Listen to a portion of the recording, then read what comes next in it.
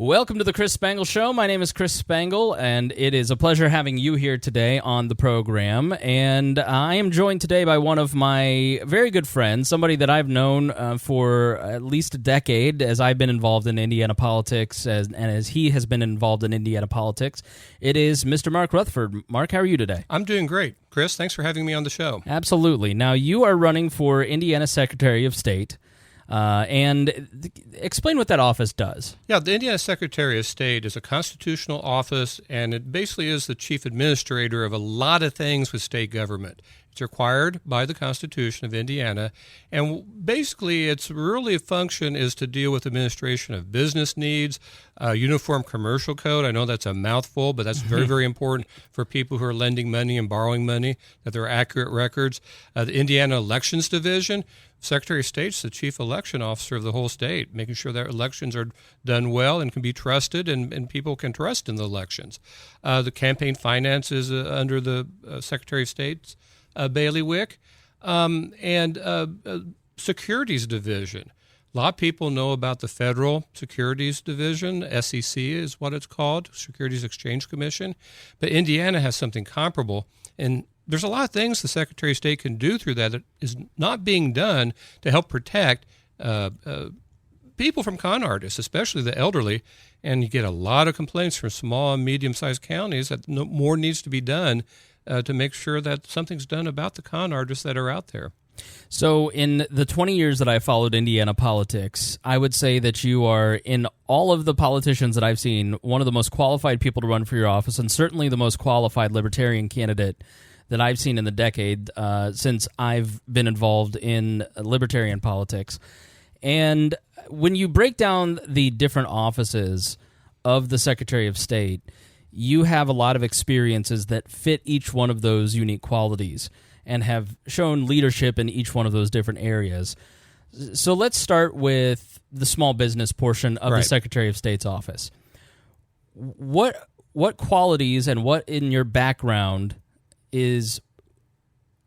qualities in your background has prepared you to be Secretary of State? Oh, there's a lot there, and and the reason I talk about it is it's a perfect fit for me based on what I've done in my career and my experiences. I'll start from the very first thing. I am a small business owner. I am a shareholder in my law firm, so I experience what small business people experience every day. Which is the taxes and administration regulations and dealing with that and trying to run a business and deal with employees and serve your clients. And shoot, you feel like sometimes you have to serve government, and it's like, for what reason? A lot of the reasons you scratch your head, it's just like make work. Right. And it has no valid safety reason. You're going, why do I have to do this? It's wasting time from helping my clients. I don't like that. And most small business owners have the same feelings as I do. I also represent a lot of small business owners. My practice is representing small business owners, entrepreneurs. I do some election law, but it's all surrounding businesses. And so I see what my small business clients are doing and what they have to deal with. I know their complaints, and I know how it can be done better in Indiana and done better through the Secretary of State's office. Right. So that leads to another key portion is reform. Yes. I mean, that is one thing that the Secretary of State, they deal with. It seems like a lot of regulations and setting up businesses and obviously the election law. And what are some key components of reforming Indiana government that you'd like to see happen under your watch as Secretary of State? Well, there's a lot. Well, it has to be easily accessible, and it has to be something where a business owner can do most of what needs to be done with the Secretary of State, and it shouldn't take more than 10 minutes a year. Mm-hmm. And it should be able to be done online, and you shouldn't have to hire lawyers to figure all this out. One of the chief things that needs to be done is you have to go through every form, and you have to look at the forms from the perspective of the business owner, the people who are filling them out, not from the perspective of the Secretary of State or the staff that works with them. Right. One of the big complaints I have is, what do we fill out in this space? And sometimes you just scratch your head and it's like, I don't know. We're guessing here.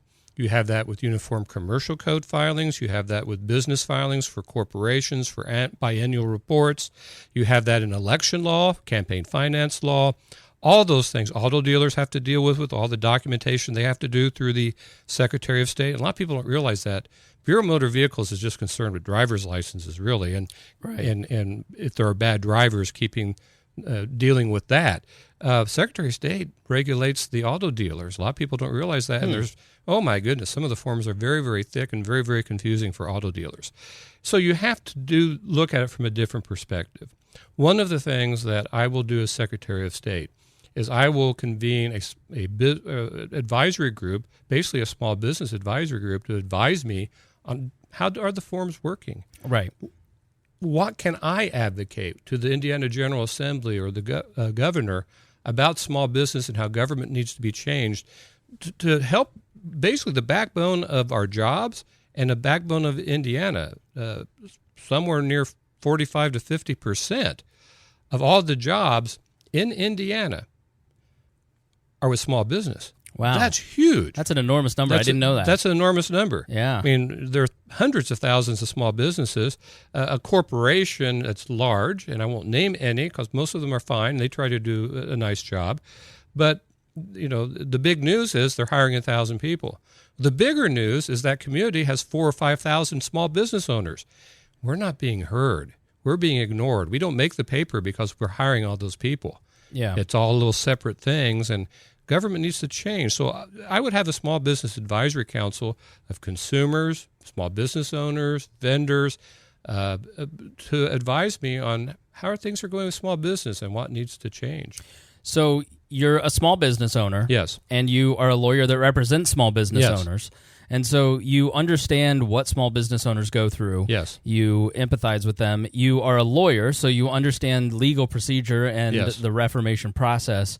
And that leads to the third really important part of the Secretary of State's functions, which is elections. Yes. And the form part that you were speaking of, just as a former political hack, that just is music to my ears, because it was always so confusing, because most candidates in Indiana are not like House of Cards type figures. Right. They're regular people involved in their community, and they want to get involved. And some of these forms and the process can be very difficult. The entire process for running for elections is difficult. The entire system is set up to favor power interests, essentially. It favors incumbents. Let's be blunt about it. Exactly right. And so you being a third-party member, you bring a lot of experience in those other two areas, but being from a third party, how do you think that will help you in managing the election division and all the electoral processes of the Secretary of State's office? Well, it's a big help because I'm looking at it from a different perspective. I'm looking at a perspective of not what favors the Democrats or Republicans, it's what is needed, how just a normal person can go in and do this. Right. We see how it's clearly designed for the Republicans and Democrats, and we have questions, and it just doesn't really work for us sometimes. So that's a really important thing. The other thing is I've been working with these forms for 20 years. Yeah. I have a very good idea of what they are, and I've scratched my head quite a few times for clients and for political candidates I'm working with, or for party organizations I'm working with, about why this? What does this mean? This is stupid. I mean, there's a lot of that. Like, this is really not accurate, but the state law requires it. That's really weird. And there's a lot of that in the finance forms. Let me tell you a little story, though, that kind of sums up the problem with campaign finance laws and with election laws when it comes to filing forms to the Secretary of State. I've been to many Indiana Election Commission hearings. Most of them were when I was chairman of the Libertarian Party of Indiana. And I was there, and people who work with that know that people who don't fill out the forms right or they file them a little late, they have to go before the Indiana Election Commission, and they're saying, why did you file it late? And this one gentleman went up there. He had run for a state legislature, probably Indiana House, didn't really understand what he was getting into in the process, and he got fined for filing his campaign finance forms late. And he went up, gave his excuse, which was valid, and didn't really understand it. As soon as he realized his mistake, he filed it. And the Indiana Election Commission, as it often does with people with no prior problems or sporadic but not usual problems, the fine that they had sent to him and said he needs to pay, they agreed to reduce it substantially. Right. But it still was, for somebody who's working 9 to 5 and is an establishment somewhere, it was still a pretty hefty fine. Yeah, so we believe in the rule of law. Obviously, you have to follow the rule of law. How would you help that average candidate out there who's independent-minded and is working hard to make a change in their community? Well, here's how you do that. And how you do that is, one of the big things is that everything that you get from the Indiana Election Commission, all the pamphlets and all the books, etc., which I consider are fairly well done. Yeah. But they have big disclaimers saying, this doesn't bind us. You have to hire your own attorney Right. to figure out what the law is. This is just a kind of a guide on where you find the law. And it's like, wait a minute. So we have to guess. Right. And then if we guess wrong, you get to fine us. I mean, that's really what it's saying. Right. And that's just wrong. I'm a big believer that if the IRS tells you to do something over the phone and it's recorded, I can use that recording to say, IRS, you're stuck with that. That actually is how it works in business law. If you have lawsuits generally. If I tell you that you do it this way and it's wrong on the contract, I probably am stuck. I probably modified the contract and misled you. And so it's only fair that I'm stuck with how I misled you. So you're trying to hold lawyers accountable. That's what you're saying. All right, that's reason enough for most people to vote for you. So, I'm not going after the lawyers of the Indiana Election Division. Yeah, they're good people. Yeah, and they try to be very helpful, as you know. Absolutely. They were so helpful to me, and yeah, they did their best to make a rough situation function. Yes. But it's the mindset that's out there, and it really goes to the Indiana General Assembly for creating that mindset, where it's like, you can't trust government on what we say.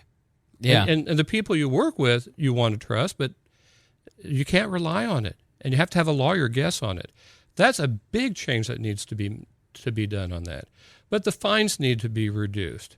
Minor being late, I'm a big proponent of, you do a lot of reminders and you don't fine people until it's because they just don't want to and they got in a process and they don't care. Right. If they care, let's work it out. Let's figure it out. That needs to be the mindset. It's not the rule of law is important, but absurdity is even worse than the rule of law.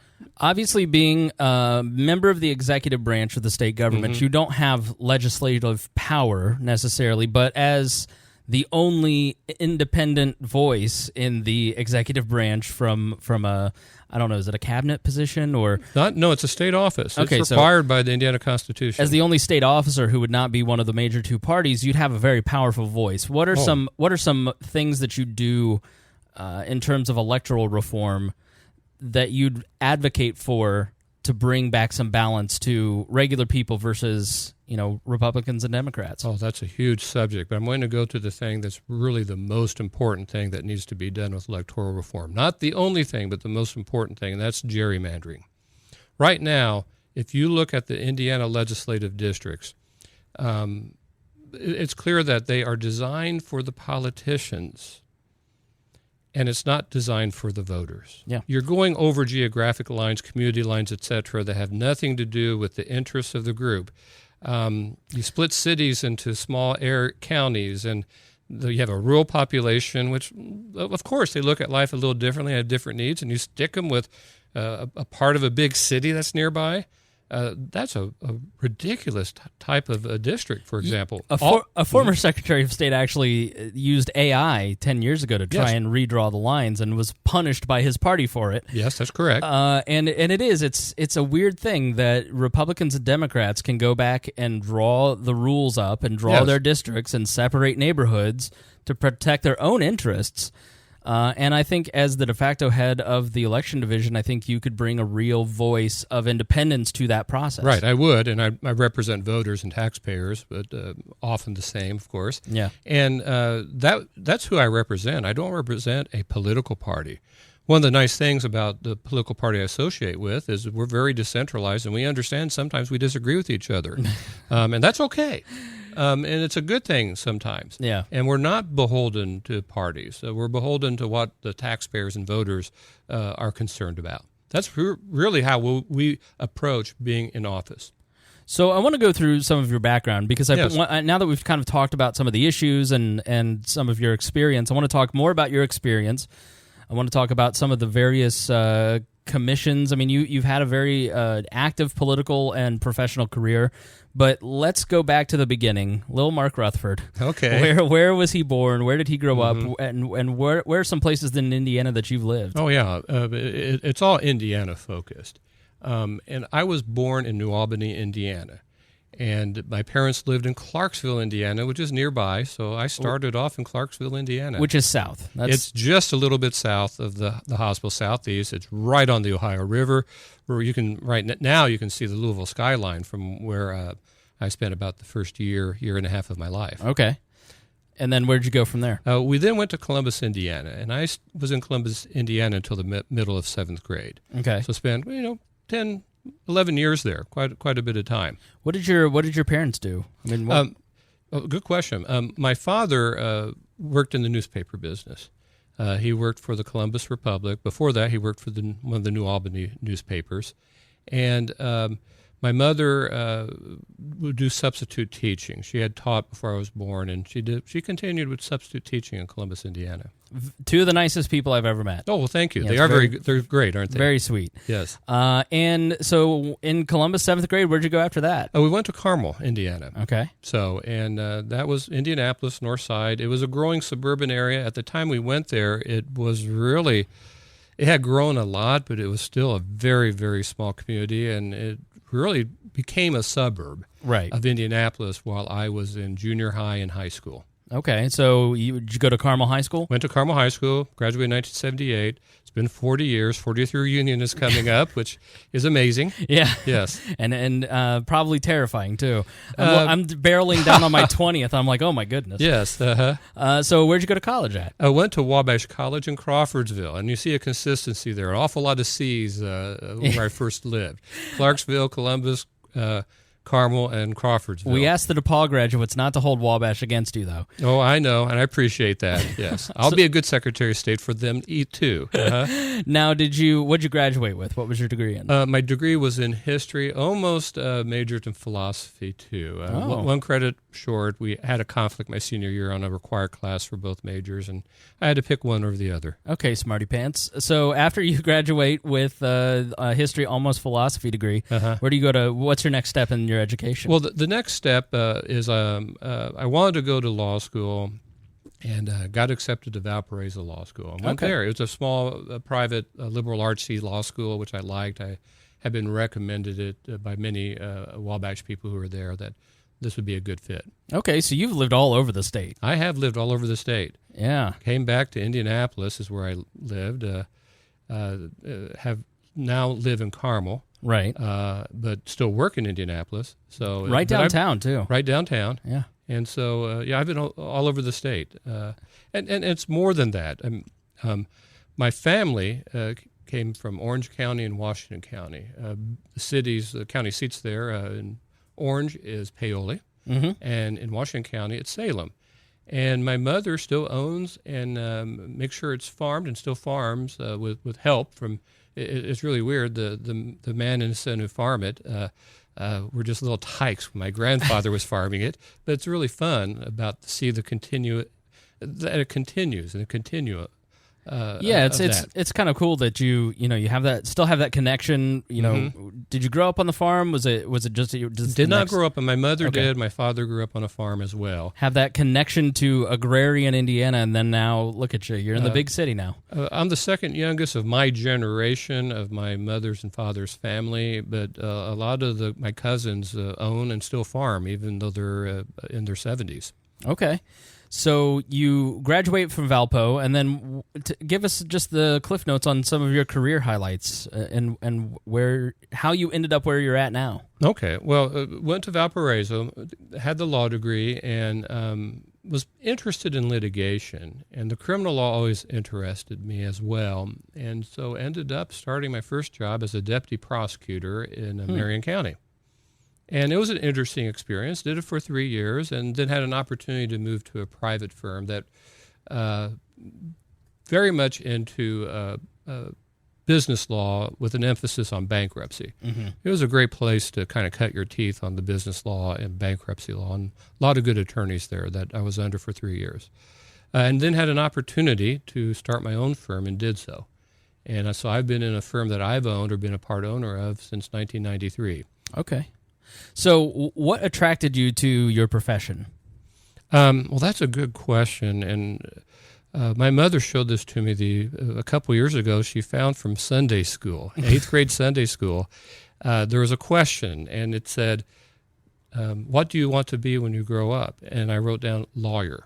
Huh. Now, I have no recollection of doing that. I have a recollection of going to Sunday school, but I don't have that specific one on there. But it seemed like an obvious choice. My father was involved in the newspaper business. I spent a lot of time at I thought it was just normal to go to a fundraiser and have bad chicken dinners, and I thought that was just what every kid was doing, you know. He would cover them. For a year, he took off from the newspaper business and ran press for a congressional candidate in southern Indiana. So I was exposed to the politics then, and what do you see around a lot of politics? You see a lot of lawyers. That's not necessarily a bad thing. Lawyers are very familiar with how government works. You have to be very few areas of law does not require some knowledge of how to deal with government. So it was very, very logical for me to go into the law, having seen lots of lawyers and being around a lot of them. And it's very interesting what lawyers do. Yeah. So is that how you got interested in politics? Politics was I grew up in it. Okay. Some of my earliest memories, probably 2-3 years old, are literally being at political events, following my father to a political event, and he would cover it, and I'd be with my mother and sister, and we'd hang out somewhere, but it was politics all around us, and I got to meet an awful lot of people. So I don't want to ask you how you became a libertarian, okay? Because I don't know that most people understand that experience, obviously. But I want to ask why you chose not to participate in the Republican or Democratic parties and become a libertarian and run more independent. Because if you're interested in politics and want to run for politics, I think most people look at it and go, well, why wouldn't you run for the other two? What about the Republicans and Democrats turned you off, and what was your eureka moment that you were going to do something different? Well, I've known about the Libertarian Party since about the time it was founded. My dad wrote a political column for the Indianapolis News, and its emphasis was on things not being reported elsewhere. So the formation of the Libertarian Party, he was reporting on it way back then. And so I was hearing about things like that and about what it was about. In 1980, the presidential candidate was well-funded. The vice presidential candidate was a millionaire, so there was a lot of money, and they made a lot of hay and a lot of national publicity on it. So I was hearing about it.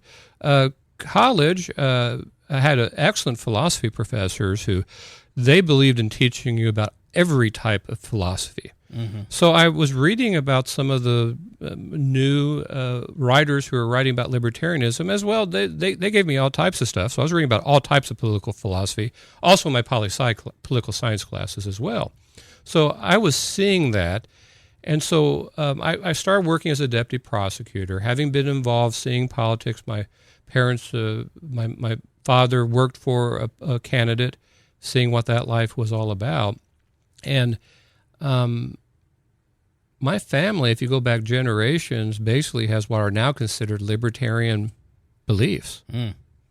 I think a lot of Indiana does. A lot of Indiana does. I think it's a very libertarian, independent type. I mean, that independent streak within this state, I think, is very strong and prevalent. Yes, it is. It really is. And so being involved in I'll admit the past, I was involved in the Republican Party to an extent when I was a deputy prosecutor, and got a little bit more involved when I was in private practice at first. And you sometimes just have to look in the mirror and go, I think I can accomplish more outside the Republican Party or the Democrat Party. Right. Because they're old, and just like old corporations, they don't reinvent themselves. They can get stale and stagnant. And I just thought that it would be best that I could do more change in the long run through the Libertarian Party. Sure, maybe I could have done something with the Republican or Democrat parties, maybe be in elected office now. But I've got to tell you, being appointed by a Republican governor as a non-Republican to the Indiana Public Defender Commission, just months later being elected chair of that group. It's amazing what I've been able to do and influence through having that seat at the table and the leadership position on the table to make the public defender system far better in Indiana, protect individual rights, and I'm proud to say that we've helped in the long run. It saves money for the taxpayers overall, and we're looking at statistics that are coming out there that suggest that those counties that participate in the Indiana Public Defender Commission, which is voluntary, is a reimbursement program. The General Assembly gives us money to give out to counties that agree to abide by our standards. And our standards are lower caseloads, better pay, support staff for the attorneys. The number of repeat offenders seem to be going down in the counties that have this program. I mean, so it has so many benefits, and it's things that I've pushed, or I've made coalitions with people who aren't libertarian. They're Republicans and Democrats. They're legislators. Indiana Senate has 2 people on it. Indiana House has 2 people on it.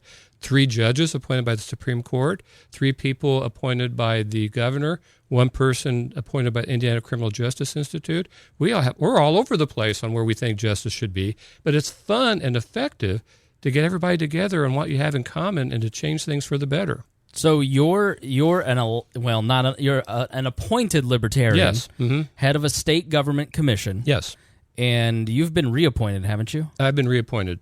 Several times. So you were so effective at doing that job that you were reappointed multiple times. That's really, really, I think, an important point, because I think people need to understand your experience with leadership and leading government agencies or entities like this, and also showing that I think that's really a point that I want to hit. What are some other leadership positions that you've held in politics or professionally? Well, I have been involved in leadership positions for a very long time. I'm an Eagle Scout, 1976. I saw a photo on your Instagram of that. Yes, exactly. And you learn there how to be a leader. And if you're a natural leader, by natural I mean you have the ability to learn and to implement and to lead people and get people to do. You never get people to do what they don't want to do, but sometimes you have to get people to realize that they do want to do it. That's not a snarky way to put it. It's really what you have to do is to show the light. Sometimes you have to do it yourself, and then people go, "Oh, that's not so bad." Yeah, and then they'll do it with you. Right. But patrol leader, senior patrol leader of the whole troop. Those are things that you learn how to be. That I was already on the national stage by the time I was in high school with national positions as a youth leader in the Boy Scouts. That's cool. And it was very cool, and it was very eye-opening. And then in college, I'm a leader on campus. There were clubs and organizations on campus where I was an officer of my fraternity, for example. Same thing in law school.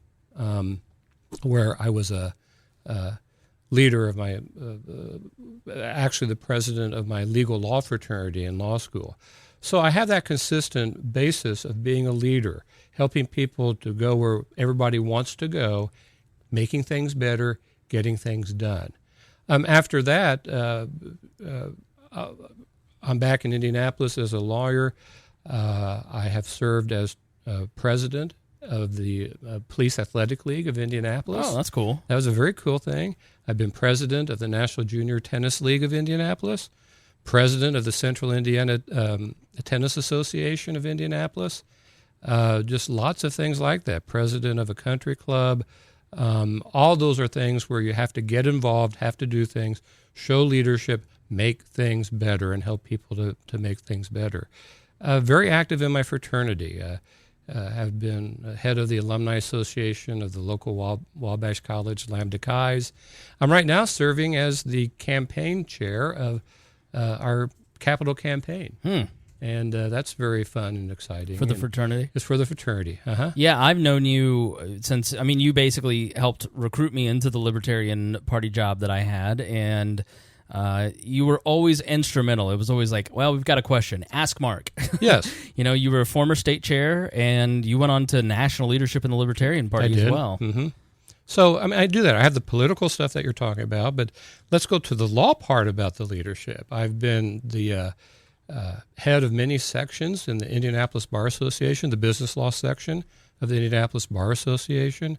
Was on head of the editorial board for the Indiana State Bar Association, head of the criminal justice section of the Indiana State Bar Association, I believe head of the business law section. I said that of the Indianapolis Bar Association. Was involved on the council of the business law section of the Indiana State Bar Association. Those are things you need to do. You show leadership, you give back, you're part of the community, and you do what you can do and what you're effective at helping things get better. And that's what you have to do in anything you're involved with. How did you get that mentality of public service? The mentality of public service? Yeah, I mean, who instilled those values in you? Oh, I'd have to say the parents did, and my relatives, and everybody who was around and friends.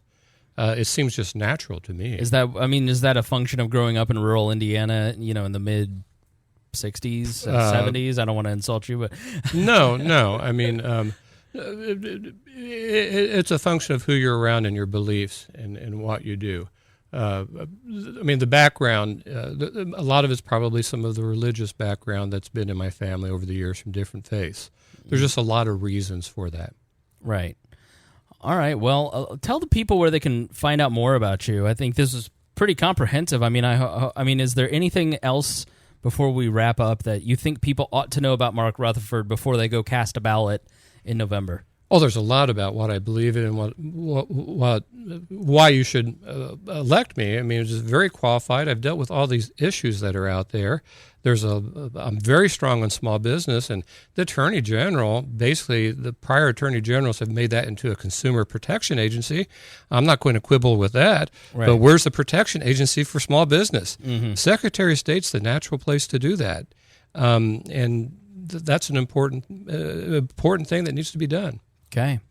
Where can people find out that information, and where can they contact you if they have more questions? Yes, on the internet, it's checkmark2018.com. Okay, just MARK. Yes. The other way, that's one of them. I kind of like that one. That's very clever. That's very clever. Checkmark2018.com. Let me give you the easier one, and that's markforindiana.com. I had to say the check mark one. It's not as fun. Too clever, but Mark for Indiana is easier, not as fun, but markforindiana.com. And on Facebook, you can find me at Mark for Indiana.